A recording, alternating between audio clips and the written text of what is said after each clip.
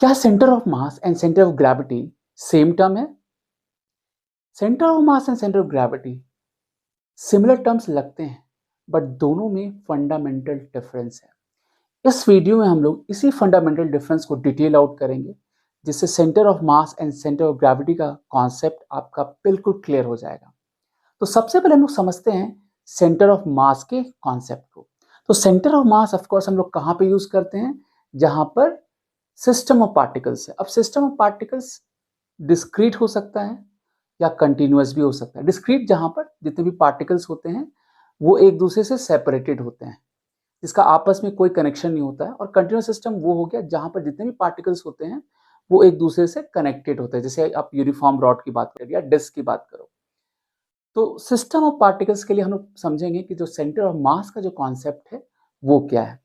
और centre of मास के concept को समझने के लिए हमें समझना पड़ेगा एक नए टर्म जिसका नाम है मास मोमेंट। अब ये मास मोमेंट क्या है इसको समझते हैं पहले।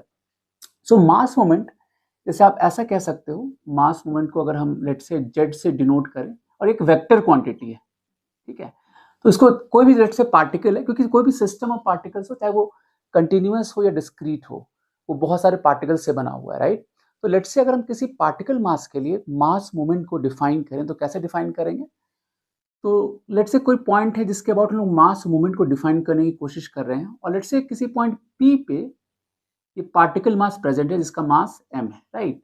तो जो मास मोमेंट होगा, लेट से इसको हम वेक्टर r कहते हैं, तो मास मोमेंट को जब डिफाइन करेंगे वो होगा ओपी, मतलब ओ से पी की तरफ डायरेक्टेड होगा, पी जहां पर ये मास आपका लोकेटेड है ना, इंटू एम, या आप इसको आर इंटू एम कह सकते हो या एम आर कह सकते हो, राइट। ये मेरा मास मोमेंट का कॉन्सेप्ट है। अब सेंटर ऑफ मास का डेफिनेशन क्या कहता है कि सेंटर ऑफ मास वो पॉइंट होता है जहां पर पूरे सिस्टम ऑफ पार्टिकल्स का, चाहे वो कंटिन्यूअस हो या डिस्क्रीट हो, जिसके अबाउट पूरे सिस्टम का मास मोमेंट जीरो हो जाए, ठीक है। अब इस चीज को समझना है ध्यान से। मतलब सेंटर ऑफ मास हम क्या बोलेंगे? About centre of mass, about centre of mass हम क्या बोलेंगे कि जो sigma M I R I होगा वो एक नल वेक्टर होगा, ठीक है। इसको एग्जांपल से समझते हैं, राइट। ऐसे मान लीजिए फॉर एग्जांपल कि हमारे पास एक टू पार्टिकल सिस्टम है, एक का मास m है, एक का मास 2m है, जो कि l लेंथ से सेपरेटेड है, ठीक है।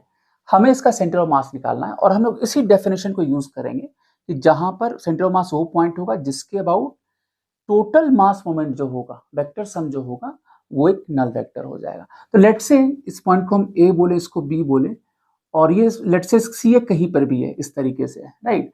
तो हम लोग क्या बोलेंगे, क्योंकि हमें टू पार्टिकल सिस्टम है, तो अगर हम इसके लिए डिफाइन करें मास मोमेंट सी के अबाउट, सी यहाँ पे सेंटर ऑफ मास है, हमें इसी को लोकेट करना है, तो हम लोग क्या बोलेंगे कि m इंटू सी ए, सी से ए की तरफ वेक्टर होगा। यहाँ भी जैसे हमने देखा था ये पॉइंट पी है, तो ओ से पी की तरफ जो वेक्टर है उसको हमने आर बोला था, तो यहाँ सी से ए की तरफ वेक्टर होगा, तो m इंटू सी ए हो जाएगा, प्लस अगर इसके रेस्पेक्ट में डिफाइन करें तो 2m होगा, सी इंटू बी, सी से बी की तरफ होगा, और ये एक नल वेक्टर होगा। अब आप देखो ठीक से, तो सी ए जो होगा ये हो जाएगा minus of 2 times C B, right. तो हम क्या देख सकते हैं यहाँ पर, जो सी ए का मॉडुलस है, राइट, सी ए का जो मॉडुलस है वो 2 टाइम्स सी बी होगा ऑफकोर्स, और सी ए और सी बी एंटी पैरेलल होगा, वो हमें दिख भी रहा है, क्योंकि सी ए जो होगा इधर डायरेक्टेड होगा और सी बी जो होगा ये इधर डायरेक्टेड होगा, तो दोनों वेक्टर एक दूसरे के एंटी पैरेलल होगा, और ये आपस में इसका रिलेशन है। At the same time C A plus C B जो है, सी ए प्लस सी बी जो है वो एल के इक्वल है, राइट। और सी ए क्योंकि यहाँ पे ट्वाइस सी बी के इक्वल है मैग्नीट्यूड में, तो ये जो 3 सी बी होगा ये एल हो जाएगा, तो सी बी मेरा एल बाई 3 हो गया, या आप कह सकते हो जो सी ए होगा वो 12/3 होगा, और ये स्टैंडर्ड रिजल्ट है, हमें पता भी है ये इसका वैल्यू उतना होता है। तो हमने देखा कि सेंटर ऑफ मास जो है इसका लोकेशन मेरे पास आ गया, जो कि यहाँ से ए से आप देखोगे तो ये 12/3 डिस्टेंस पे है, और बी से l/3 डिस्टेंस पे, ऑफकोर्स बी के क्लोजर होगा क्योंकि ये मास हैवियर है। अब यहाँ पर मेन कॉन्सेप्ट है, तो सेंटर ऑफ मास का तो डेफिनेशन ये हो गया कि सेंटर ऑफ मास वो पॉइंट है जिसके अबाउट टोटल मास मूवमेंट होगा, जितने भी सिस्टम ऑफ पार्टिकल्स होंगे सबको मिला के वो क्या होगा, एक नल वेक्टर प्रोड्यूस करेगा। वहां से हम लोग लोकेट कर लेंगे सेंटर ऑफ मास क्या होगा। अब आते हैं सेंटर ऑफ ग्रेविटी। अब जैसे नाम से क्लियर है, सेंटर ऑफ ग्रेविटी बेसिकली वो पॉइंट होता है जहां पर आप कह सकते हो एंटायर वेट जो होता है बॉडी का is assume to be concentrated. अब यहाँ पर एक फंडामेंटल डिफरेंस, जैसे हम सेंटर ऑफ मास और अगर हम बात करें सेंटर ऑफ ग्रेविटी के बीच में एक फंडामेंटल डिफरेंस है कि सेंटर ऑफ ग्रेविटी में फोर्स इन्वॉल्व है, ग्रेविटेशनल फोर्स इन्वॉल्व है, और हमें ये पता है कि ग्रेविटेशनल फोर्स में जी यहाँ पे इन्वॉल्व है, और जी हमें पता है कि वो वेरी करता है, मतलब एक पॉइंट से दूसरे पॉइंट पे वो वेरी करता है डेफिनेटली। तो जैसे आप अर्थ के फ्रेम में देख रहे हो तो ऑफकोर्स एम जी का वैल्यू कुछ और होगा, मून के फ्रेम में देखोगे तो कुछ और हो जाएगा, लेकिन जो सेंटर ऑफ मास है, राइट, आप अर्थ पे किसी ऑब्जेक्ट को रखो, ठीक है, मून पे किसी ऑब्जेक्ट को रखो, तो वहां पर सेंटर ऑफ मास जो होगा, क्योंकि वो मास के मूवमेंट पे डिपेंड करता है, मास मेरा जो होता है वो चेंज नहीं होता है, राइट, तो मास मूवमेंट जो होगा वो चेंज नहीं होने वाला है, तो सेंटर ऑफ मास वहीं पे लोकेटेड होगा। लेकिन जब हम सेंटर ऑफ ग्रेविटी की बात करते हैं तो हम लोग इसको कैसे डिफाइन करते हैं, तो सेंटर ऑफ ग्रेविटी वो पॉइंट होता है जहां पर एंटायर फोर्स ऑफ ग्रेविटी जो है वो can be assume to be concentrated, तो यहां पर ग्रेविटेशन फोर्स इन्वॉल्व हो गया, राइट। अब यहां पर अगर हम किसी ऐसे फील्ड में बात करें जहां पर जी चेंज नहीं हो रहा, जी ऑलमोस्ट यूनिफॉर्म है, in that case centre of मास और सेंटर ऑफ ग्रेविटी का जो मतलब होता है वो सेम होता है, राइट। लेकिन जैसे अगर मान लीजिए आप स्पेस में चले जाओ जहां पे let's say gravity free space, कहीं ग्रेविटी नहीं है, तो सेंटर ऑफ मास तो वहीं लोकेटेड हो, बट वहां पर आप सेंटर ऑफ ग्रेविटी को वहां पे डिफाइन नहीं करोगे, जी ही वहां पे डिफाइन नहीं है, but centre of mass still जो है मास मूवमेंट के कॉन्सेप्ट से वहां पे प्रेजेंट रहेगा। तो ये एक फंडामेंटल डिफरेंस है। अब centre of mass centre of gravity same कहां पर होता है, तो ये हम वहां पर सेम करते कहते हैं, सेंटर ऑफ मास और सेंटर ऑफ ग्रेविटी का पोजीशन वहां पर कॉन्साइड कर जाता है, एक्चुअली ये कहना ज्यादा सही है, जहां पर ग्रेविटेशन या जी का वैल्यू है जहां पर यूनिफॉर्म। जैसे फॉर एग्जांपल कीजिए, अगर हम अर्थ के रेफरेंस में बात करें तो लेट्स से ये अर्थ का फ्रेम है, राइट। अगर मान लीजिए कोई ऐसा ऑब्जेक्ट है जो अर्थ के रेस्पेक्ट में जिसका हाइट बहुत कम है, राइट, तो क्या होगा ना, ये जो हाइट है ये हाइट इतना कम है इसके रिस्पेक्ट में, मतलब अगर मान लीजिए इसका हाइट हम h रखें और h जो है वो रेडियस ऑफ अर्थ के रिस्पेक्ट में बहुत छोटा है, तो क्या होगा ना, इसमें जो वेरिएशन है जी का उसको हम इग्नोर कर सकते हैं। हमें ऐसे पता है कि जी क्या होता है, जब आप हाइट में जाते हो तो जी क्या होता है, घटता है, राइट, क्योंकि ये हाइट इतना छोटा है रेडियस ऑफ अर्थ के रिस्पेक्ट में, तो यहाँ जो जी का वेरिएशन आप इसको इग्नोर कर सकते हो।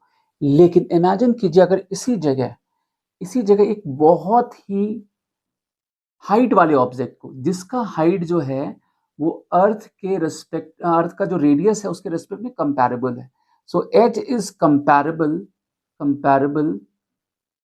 टू आर, ठीक है। तो देखिए यहाँ पे क्या हो रहा था, यहाँ पर आप सेंटर ऑफ मास बोलो या सेंटर ऑफ ग्रेविटी बोलो, क्योंकि ये यूनिफॉर्म फील्ड है, तो यहाँ पर जी में ज्यादा वेरिएशन नहीं होगा और दोनों कॉन्साइड कर जाता है।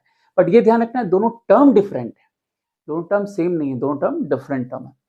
अब जैसे यहाँ पर एक बहुत एक्सटेंडेड ऑब्जेक्ट है, तो अब यहाँ पर क्या होगा ना कि आप जैसे जैसे ऊपर की तरफ जाओगे, अब यहाँ का जो जी का वेरिएशन होगा अलग अलग पॉइंट पे, जैसे ऊपर जाओगे तो जी का वैल्यू घटेगा, तो सेंटर ऑफ मास जो वो अभी भी यहीं पे लाइक कर रहा है। इसका अगर मान लेते कि यूनिफॉर्म बॉडी है, जिसका जो दोनों ही केस में मैंने यूनिफॉर्म बॉडी को ही लेके किया है इसको, राइट। सो अगर ये यूनिफॉर्म बॉडी है तो इसको सेंटर ऑफ मास होगा एग्जैक्टली h/2 हाइट पे यहाँ पर प्रेजेंट होगा, ठीक है। लेकिन जो सेंटर ऑफ ग्रेविटी होगा, क्योंकि लोअर सेक्शन में जो ग्रेविटेशन फोर्स होगा, फोर्स ऑफ ग्रेविटी होगा वो ज्यादा होगा as compare to upper section में, तो यहाँ पर क्या होगा, जो सेंटर ऑफ ग्रेविटी होगा सेंटर ऑफ मास से थोड़ा नीचे होगा, ठीक है।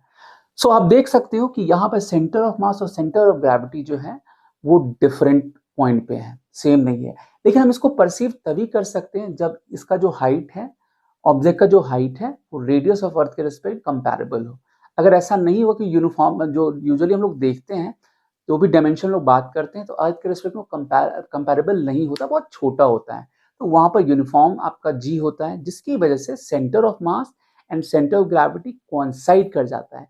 लेकिन फंडामेंटली जो डेफिनेशन है सेंटर ऑफ मास का और सेंटर ऑफ ग्रेविटी का वो डिफरेंट है, दोनों सेम नहीं है, ठीक है। Interesting. So centre of mass and centre of gravity सुनने में बिल्कुल सिमिलर टर्म रहता है, बट सेंटर ऑफ मास को ग्रेविटी से कोई मतलब नहीं है, तो चाहे आप अर्थ पे रखो, स्पेस में ले जाओ जहाँ पे ग्रेविटी नहीं है, वहां भी सेंटर ऑफ मास डिफाइन होगा, लेकिन सेंटर ऑफ ग्रेविटी वहीं पे डिफाइन होगा जहां पर ग्रेविटेशनल फोर्स काम कर रहा हो, वहीं पे आप डिफाइन कर सकते हो।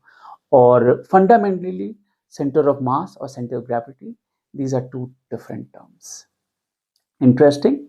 So that's all for this video. Next video में फिर मिलेंगे एक नए इंटरेस्टिंग कॉन्सेप्ट के साथ. Till then, take care.